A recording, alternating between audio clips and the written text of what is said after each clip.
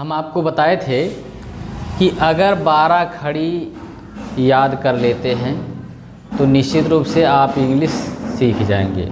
और इंग्लिश सीखने के लिए सबसे पहले नंबर ज़रूरी है 12 खड़ी तैयार करना। बात समझ रहे हैं? हाँ, नहीं समझ में आ रहा है?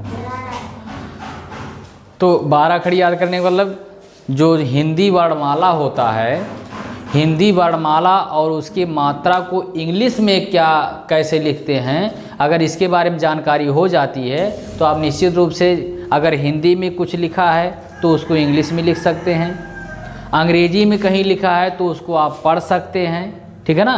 कोई शब्द लिखा है, देखिए कैसे पढ़ते हैं इसको, इस प्रकार से याद कर लेंगे।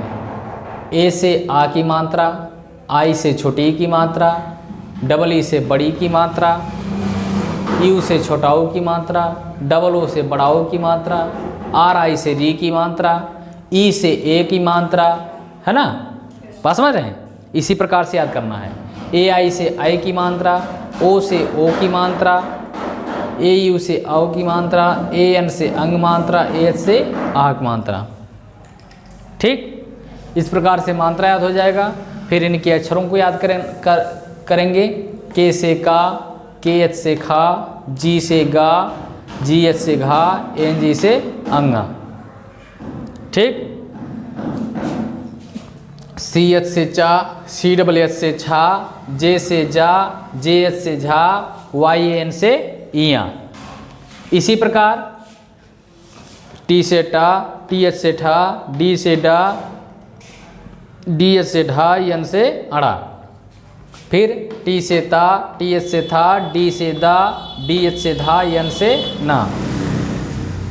पी से पा, पी एच से फा, बी से बा, बी एच से भा, यम से माँ। ठीक, इसी प्रकार वाई से या, आर से रा, यल से ला, वी या डब्लू से वा, एस एच से बड़ा सा, फिर एस एच से पिचरौआ सा, यस से छोटा सा, यच से हा, के एस एच से छा, टी आर से त्रा और जी वाई से ज्ञान। कभी कभी आपको लिखने पढ़ने में भी मिलता है स्रा। स्रा किससे बना? S H R, S H R से स्रा। और फिर डा के नीचे जो बिंदी रहता है इसको कहते हैं ड़ा। क्या कहते हैं? तो ये आर से होता है ड़ा। और फिर ढा के नीचे बिंदी होता है इसको कहते हैं ढा, तो ये होता है आर एच से ढा। बात समझ रहे हैं? तो इस प्रकार से अगर 12 खड़ी आप याद करते हैं तो आपको मैं बताता हूं कि अगर हिंदी में कुछ लिखा है तो उसको इंग्लिश में कैसे परिवर्तित कर देंगे। देखिए लिखा है जैसे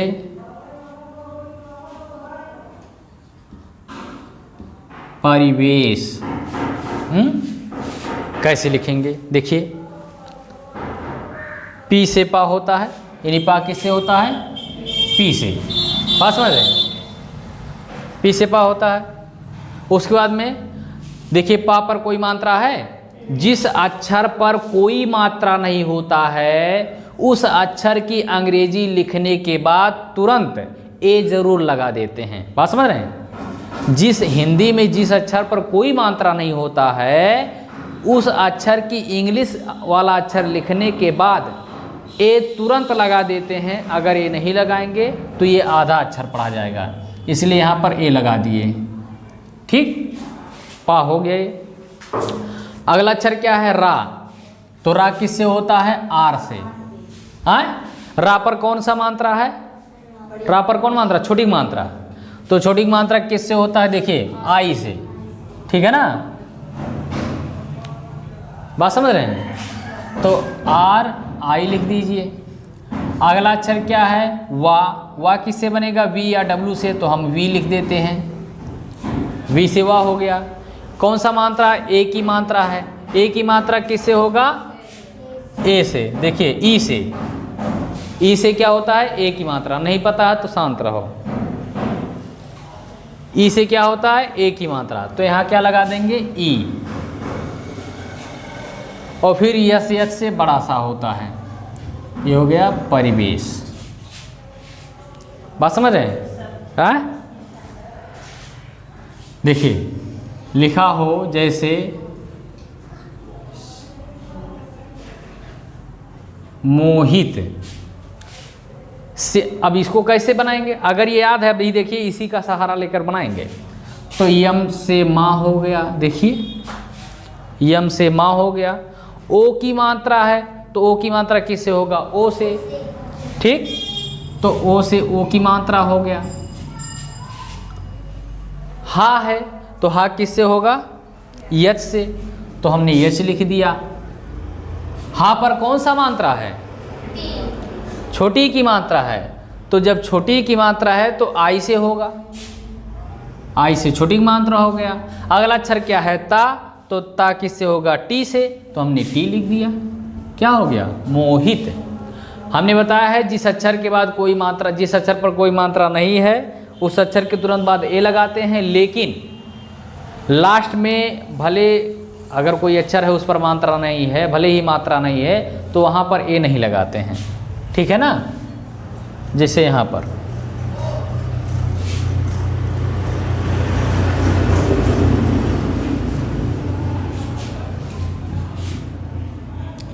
जैसे लिखा हो कृष्णा, कृष्णा कैसे लिखेंगे,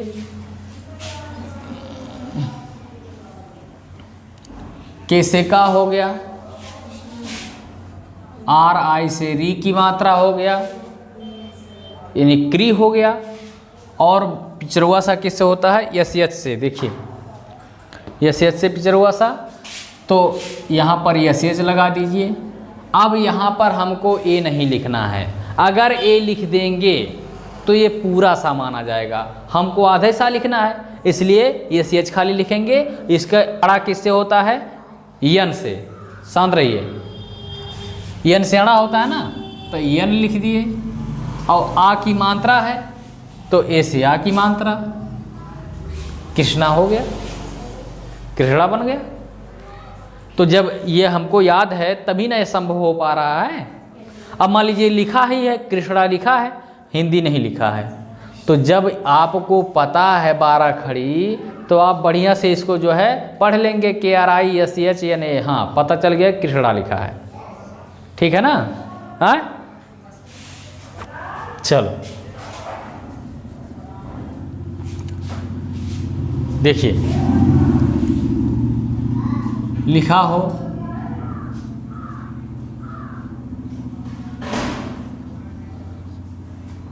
धर्मेंद्र, देखिए धा, धा किससे होगा, DH से, देखिए DH से धा हो गया। धर्मेंद्र, जब किसी अक्षर पर ऊपर रा रहेगा तो जिस अक्षर पर वो रा ऊपर वाला लगा है तो उस अक्षर के पहले आर लिखते हैं, ठीक है ना।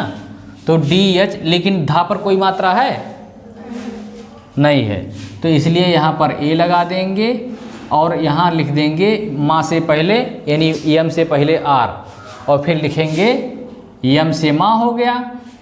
कौन मात्रा है, ए की मात्रा, ए की मात्रा किससे होता है, ई से, तो ई हो गया। और उसके बाद में यन, अब यन के बाद अगर ए लगा देंगे तो पूरा ना हो जाएगा, ए नहीं लगाएंगे तो आधा ना हो जाएगा। अगला अक्षर लिख देंगे डी और उसके बाद में आर, धर्मेंद्र। बात समझ रहे हैं, आ जाएगा। तो यही तो हम कह रहे हैं कि अब मान लीजिए आपको इंग्लिश में पाठ पढ़ना है तो जब तक 12 खड़ी नहीं याद है तब तक आप बहुत बढ़िया से कोई भी पाठ इंग्लिश में लिखा हो या इंग्लिश का शब्द कहीं लिखा हो तो आप नहीं पढ़ पाएंगे। और सीधी सी बात है, अगर याद हो गया तो आप कुछ भी हिंदी में लिखा है तो आप उसको इंग्लिश में लिख देंगे। कोई भी हिंदी में वर्ड कोई बोलता है तो आप उसको फटाक से इंग्लिश में लिख देंगे, कोई हिचकिचाहट नहीं होगा अगर बढ़िया से तैयार है तो। इसलिए इंग्लिश सीखने का प्राइमरी स्टेज 12 खड़ी, इन सबसे पहले 12 खड़ी आपको तैयार करना है, फिर आप इंग्लिश बहुत बढ़िया से सीख सकते हैं। बात समझ रहे हैं, पहले नंबर आप इंग्लिश पढ़े ना तो पढ़ेंगे कैसे, समझेंगे कैसे, जब 12 खड़ी याद है। बात समझ रहे हैं, तो इसलिए पहले नंबर इसको आप तैयार करना है। और वीडियो देखने वाले बच्चे इसका स्क्रीनशॉट ले सकते हैं।